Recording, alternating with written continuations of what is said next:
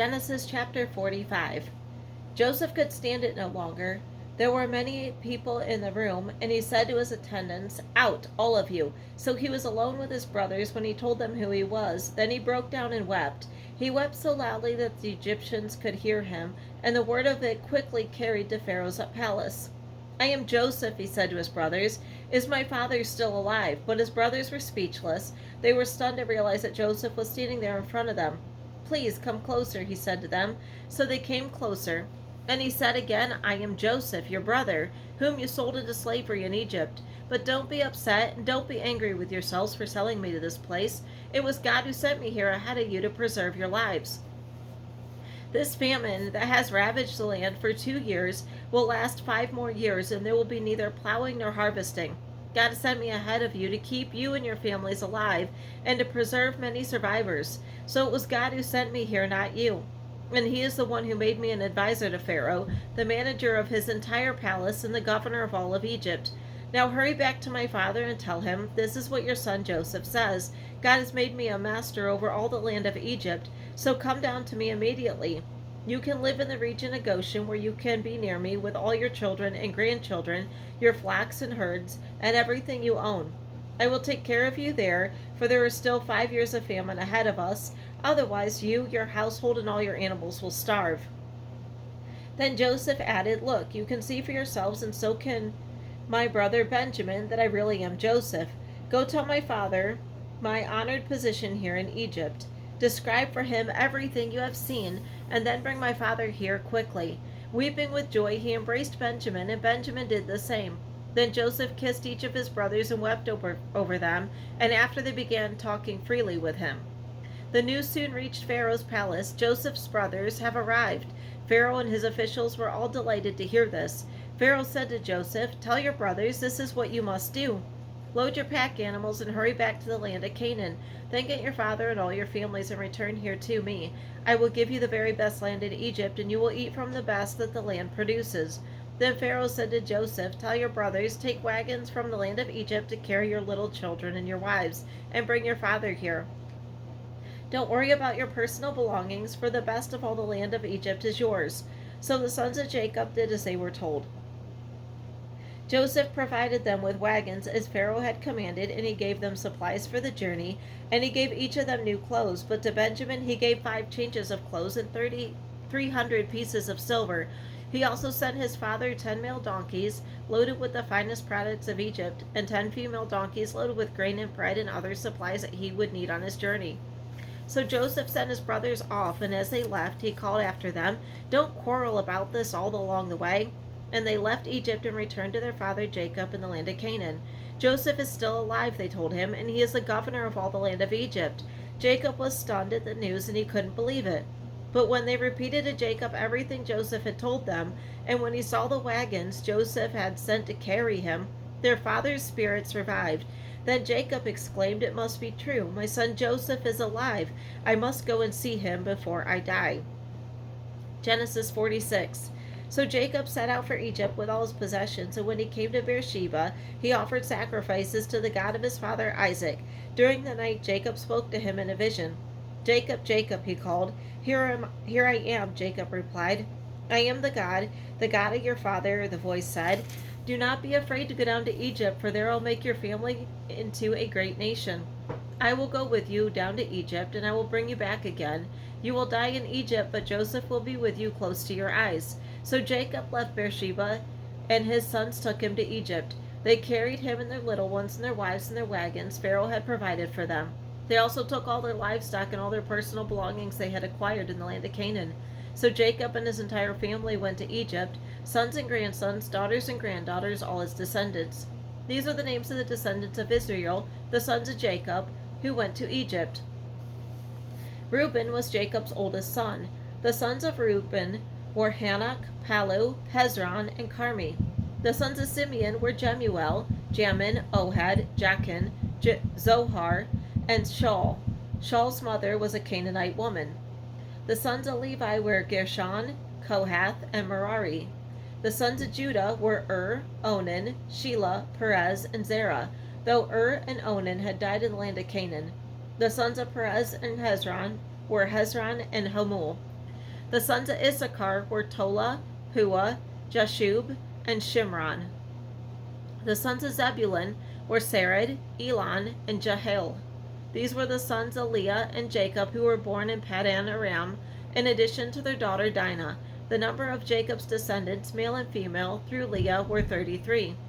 The sons of Gad were Zephon, Haggai, Shuni, Ezbon, Eri, Arodi, and Areli. The sons of Asher were Imnah, Ishvi, Beriah, and their sister was Sarah. Beriah's sons were Heber and Malchiel. These were the sons of Zilpah, the servant given to Leah by her father Laban. The number of Jacob's descendants through Zilpah was 16. The sons of Jacob's wife Rachel were Joseph and Benjamin. Joseph's sons were born in the land of Egypt, were Manasseh and Ephraim. Their mother was Asenath, the daughter of Potipharah, the priest of On. Benjamin's sons were Bela, Becher, Ashbel, Gera, Naaman, Ahi, Rosh, Muppin, Huppim, and Ard.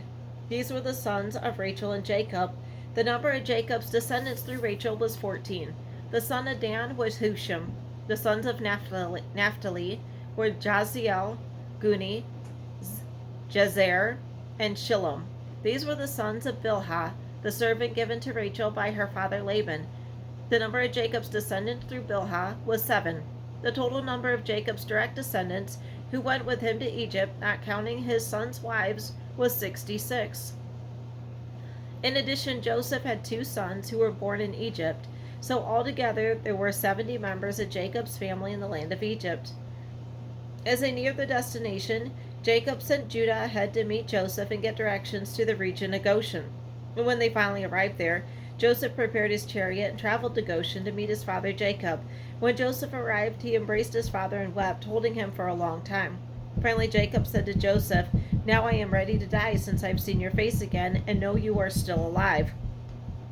And Joseph said to his brothers and to his father's entire family, "I will go to Pharaoh and tell him, my brothers and my father's entire family have come to me from the land of Canaan. These men are shepherds, and they raise livestock. They have brought with them their flocks and their herds, and everything they own." Then he said, "When Pharaoh calls for you and asks you about your occupation, you must tell him, 'We are your servants, have raised livestock all our lives, as our ancestors have always done.' When you tell him this, he will let you live here in the region of Goshen, for the Egyptians despise shepherds." Genesis chapter 47. Then Joseph went to see Pharaoh and told him, "My father and brothers have arrived from the land of Canaan. They have come with all their flocks and herds and possessions, and they are now in the region of Goshen." Joseph took 5 of his brothers with him and presented them to Pharaoh. When Pharaoh asked the brothers, "What is your occupation?" they replied, "We, your servants, are shepherds, just like our ancestors. We have come here to live in Egypt for a while, for there is no pasture for our flocks in Canaan. The famine is severe there, so please, we request permission to live in the region of Goshen."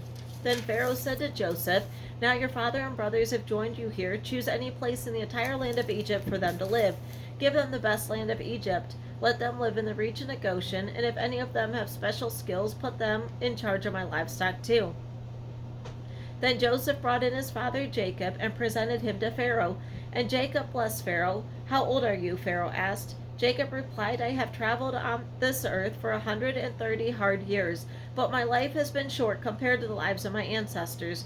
Then Jacob blessed Pharaoh again before leaving his court. So Joseph assigned the best land of Egypt, the region of Ramses, to his father and brothers, and he settled them there, just as Pharaoh had commanded. And Joseph provided food for his father and his brothers in amounts appropriate to the number of their dependents, including the smallest children. Meanwhile, the famine became so severe that all the food was used up, and the people were starving throughout the land of Egypt and Canaan. By selling grain to the people, Joseph eventually collected all the money in Egypt and Canaan, and he put the money in Pharaoh's treasury. When the people of Egypt and Canaan ran out of money, all the Egyptians came to Joseph.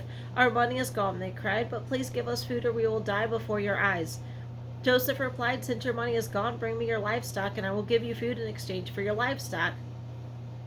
So they brought their livestock to Joseph in exchange for food. In exchange for their horses, flocks of sheep and goats, herds of cattle and donkeys, Joseph provided them with food for another year.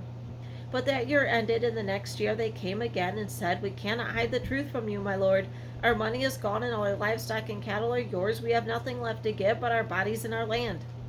Why should we die before your very eyes? Buy us and our land in exchange for food. We offer our land and ourselves as slaves for Pharaoh. Just give us grain so we may live and not die, and so the land does not become empty and desolate." So Joseph bought all the land of Egypt for Pharaoh. All the Egyptians sold him their fields because the famine was so severe, and soon all the land belonged to Pharaoh. As for the people, he made them all slaves from one end of Egypt to the other. The only land they did not buy was the land belonging to the priests. They received an allotment of food directly from Pharaoh, so they didn't need to sell their land. Then Joseph said to the people, "Look, today I have bought you and your land for Pharaoh. I will provide you with seed so you can plant the fields. Then when you harvest it, 1/5 of your crop will belong to Pharaoh. You may keep the remaining 4/5 as seed for your fields and as food for you and your households and your little ones." "You have saved our lives," they exclaimed. "May it please you, my lord, to let us be Pharaoh's servants." Joseph then issued a decree, still in effect in the land of Egypt, that Pharaoh should receive 1/5 of all the crops grown on his land. Only the land belonging to the priests was not given to Pharaoh. Meanwhile, the people of Israel settled in the region of Goshen in Egypt. There they acquired property, and they were fruitful, and their population grew rapidly. Jacob lived for 17 years after his arrival in Egypt, so he lived 147 years in all. At the time of his death drew near, Jacob called for his son Joseph and said to him, "Please do me this favor. Put your hand under my thigh and swear that you will treat me with unfailing love by honoring this last request. Do not bury me in Egypt. When I die, please take my body out of Egypt and bury me with my ancestors." So Joseph promised, "I will do as you ask." "Swear that you will do it," Jacob insisted. So Joseph gave his oath, and Jacob bowed humbly at the head of his bed.